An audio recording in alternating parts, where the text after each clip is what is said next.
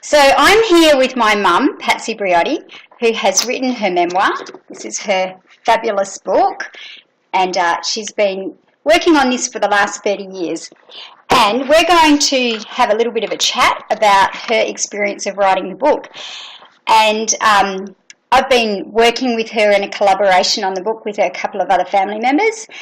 And we've had some pretty good fun over the last couple of months during this. It's been a bit stressful as well. But I wanted to ask Mum a couple of questions so that you guys can get an idea of how she's gone about putting the book together.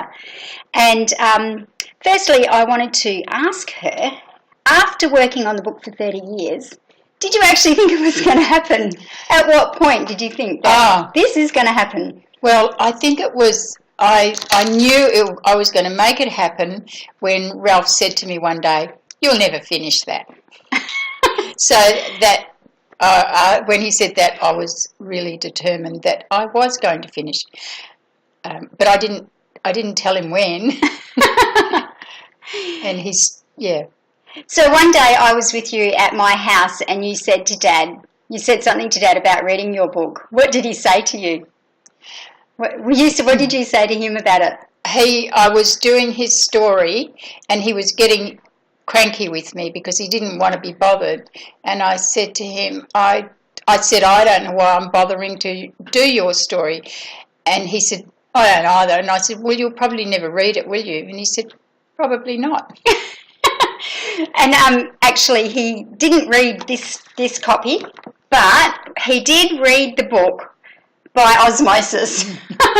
Because there was a time when you sat with me when I wasn't well, and I read the book out loud, and you did all the corrections. We and were editing. So tell everyone about how that worked, because that was really quite good fun. And Dad was funny in the background. Yeah. Well, I thought the book was finished, and I was trotting off to an editor to have it all finalised, and this fellow said, "No way," he said, "you've got a long way to go yet." And I thought, "I hate you."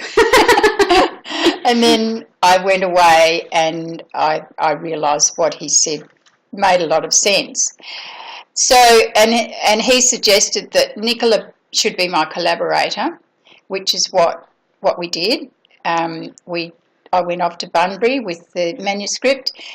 I had actually printed the manuscript, and Nicola was reading it aloud, and I was correcting it on the computer. So, and that is more than about nearly 2.5 years ago. It's 2 years ago. Yeah. So here we are at long last. And the funny thing about that was, I've got to tell you, we were in the kitchen and Dad was in the lounge room, and every time we said something, he'd yell out from the back, "That's not right!" so he was quite funny in that respect when he actually did read the book. He didn't read it as it is at the moment, but he did read it, like I said, through osmosis. Yeah. So, Mum, in the book, you've written lots of little stories, but what I really like about it is that you've let other people put their stories in there too. What was the idea behind letting people write their bit in your book? I think because they had a story to tell, the same as I did. I mean, they were never interested in writing a book as such, but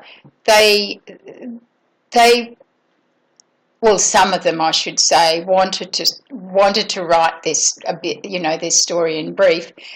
A lot of them I had to bully, especially my siblings who didn't really want to write anything, but they were happy to jot down notes and memories for me to actually write for them. And that worked out really well. And with Daphne and Judy especially, they spent a lot of time together. And I think they must have been brainstorming from time to time, because every now and again they would ring up with new little tidbits of stories to tell. That's awesome. So in the sense of the book, what's it about? it's about the Robertsons of Moora, my family. I'm one of 9 children, and we had a pretty tough life, but as kids we didn't know life was tough. I mean, we had always had plenty of food to eat, and there was always a roaring fire if it was cold, because Dad would not tolerate being cold, and if there was no wood chopped, he would jam a log up the chimney. Many a time the chimney caught on fire because of it. But we always, like I said, we always had plenty of food to eat, and if we had friends with us, there was enough for them as well. We had a warm bed, not always one each, but we topped and tailed. We always had really good, fresh food from the garden, and that wasn't always, how can I say, we weren't always meant to be in the garden stealing green peas and pinching the florets off the cauliflower and the lettuce leaves and filling them with sugar. Yeah. So I've got the book here, and when I flick through it, there's just so many photos in here and wonderful stories, and you talk about your life back in business, all your business, your grandchildren, trips to Italy, wedding photos, family photos.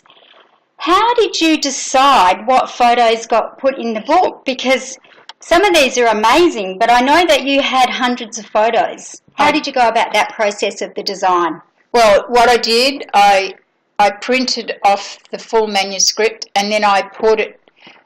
I put each section in a plastic sleeve with the photos that I wanted to go.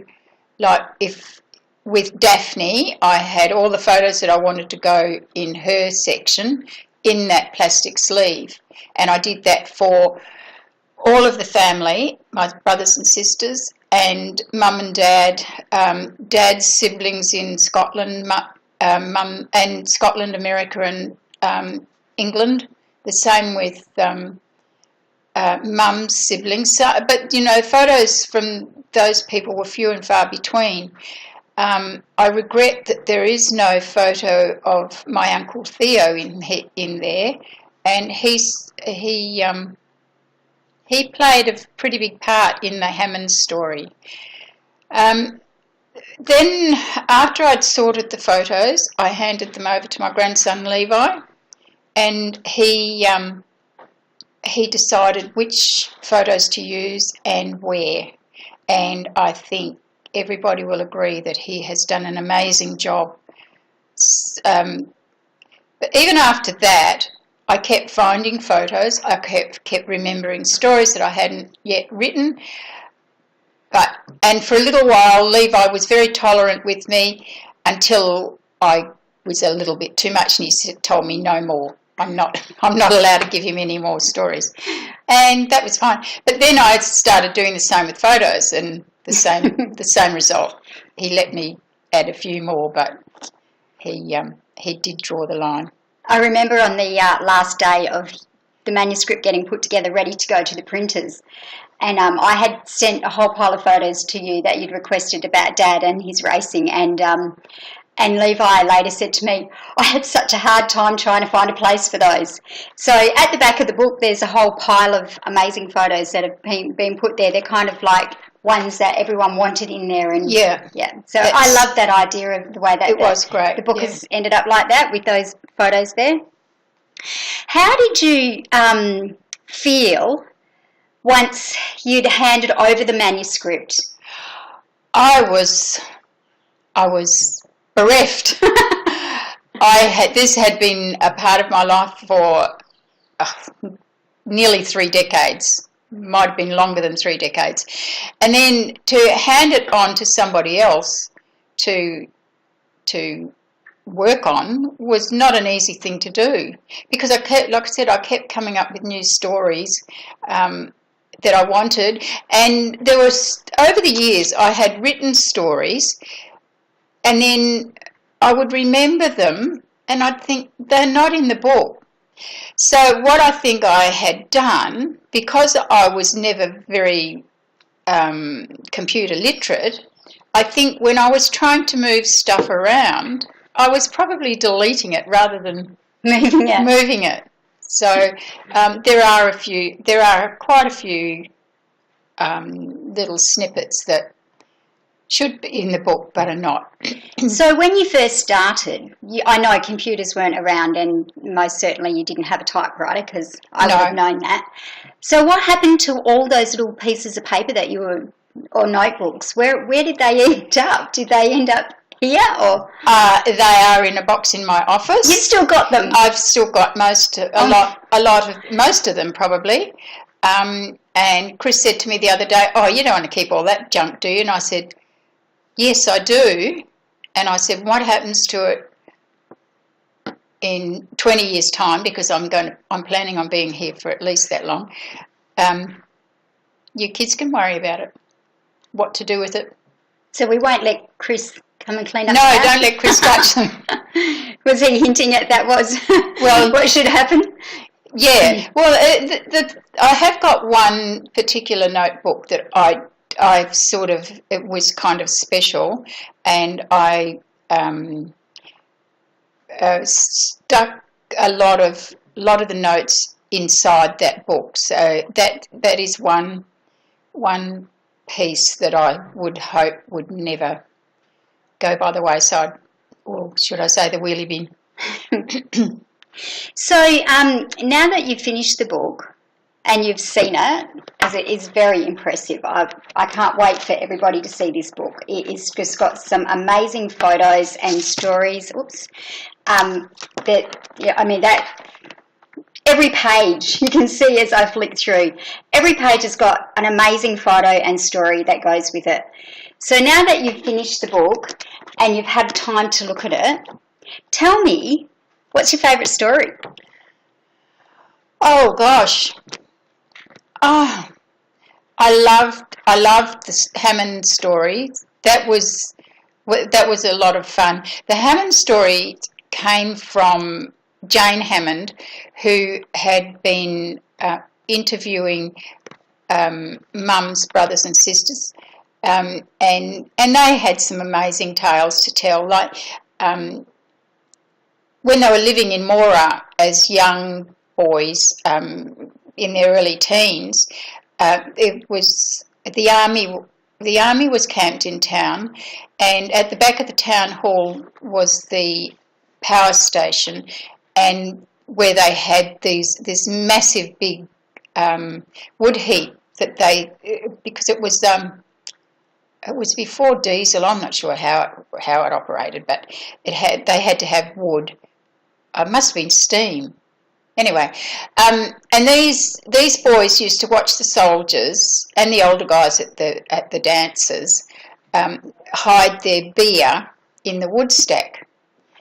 And then when they had gone into the hall to dance, the Hammond boys, and I assume Robbie and John, and I think Clive Fraser might have been one, and maybe Colin Hall, I'm not sure about that, they would go and pinch these bottles of beer and take them around the front of the hall and sell them to the guys.